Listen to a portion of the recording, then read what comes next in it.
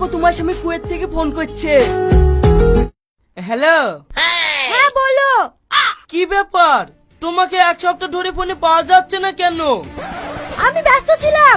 কি বলছো তাড়াতাড়ি বলো। আমি যে তোমাকে ঘর বানানোর লেগে 20 লাখ টাকা পাঠালাম, এখনো ঘরে কাজ শুরু করোনি কেন? আমি তো তোমাকে আগেই বলেছি আমি এই চাষি গ্রামে বাস করতে পারবো না, আমি শহরে বাস করতে চাই। তুমি যে 20 লাখ টাকা পাঠিয়েছো সেই টাকা দিয়ে আমি ঘর না বানিয়ে শহরে জায়গা কিনেছি। ও, তুমি এত বড় একটা কাজ করেছো, তাও আমাকে জানানোর প্রয়োজন মনে করোনি? তোমাকে আবার কি জানাবো, আমি যেটা করেছি ভালো জন্যই করেছি। তাহলে জায়গা রেজিস্ট্রি হয়ে গেছে? হ্যাঁ হয়ে গেছে, আমার নামে করে লিয়েছি। ভালো করেছো। আমি ভাবছিলাম 2 মাস পরে বাড়ি যাব। বাড়ি আসবো মানে? জায়গা কিনা হয়ে গেছে, ঘর করতে হবে না? ঘর করতে গেলে তো এখনো 2 বছর থাকতে হবে। আমার আর থাকতে ভালো লাগছে না। ভালো লাগছে না বললে হবে?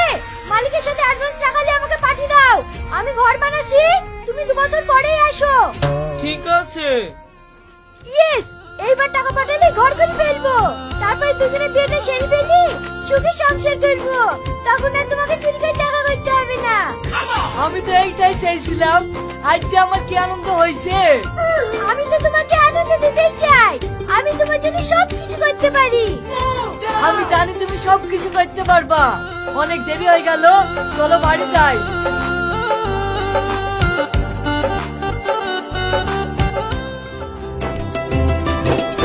আচ্ছা বোন, এটা কি রানী বাজার? হ্যাঁ, কিছু বলছেন?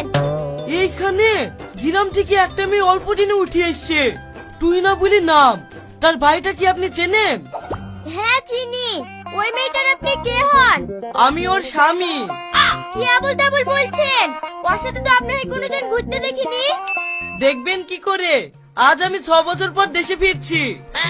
ও ঠিক আছে, সামনে গিয়ে ডান দিকে সোজা